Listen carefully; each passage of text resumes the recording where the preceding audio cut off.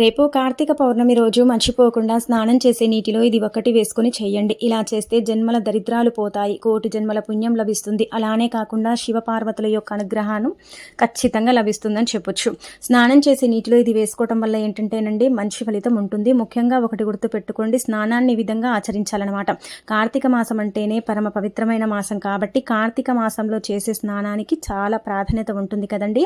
అందుకే ముఖ్యంగా మీరేంటంటే గనక స్నానం అనేది రేపు కార్తీక పౌర్ణమి రోజు నూతుల దగ్గర కానీ నదుల దగ్గర కానీ చెయ్యండి. అలా కుదరకపోతే ఇంట్లోనే ఏంటంటే గనక స్నానం చేసే నీటిలో మీరు గంగాజలము చిటికెడు పసుపుని వేసుకొని చేస్తే ఖచ్చితంగా నూతిల్లో నదుల్లో చేసినంత పుణ్యం లభిస్తుంది. అలానే కాకుండా స్నానం చేసేటప్పుడు గంగా నది అలానే కాకుండా మీకు అంటే యమునా నది ఇలా నదుల పేర్లు ఉంటాయి కదా, ఆ పేర్లను తలుచుకుంటూ మీరు స్నానం చేస్తే మీకు మంచి పుణ్యం అనేది లభించడానికి అవకాశం ఉంటుందండి.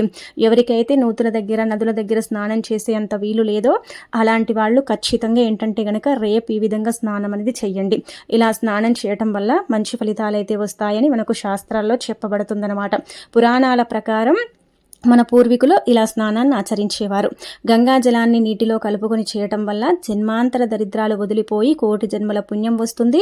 మంచి ఫలితంతో మీకేంటంటే కనుక మీ జీవితం మారి మీరు పట్టిందల్లా బంగారం అవుతుందని చెప్పొచ్చు.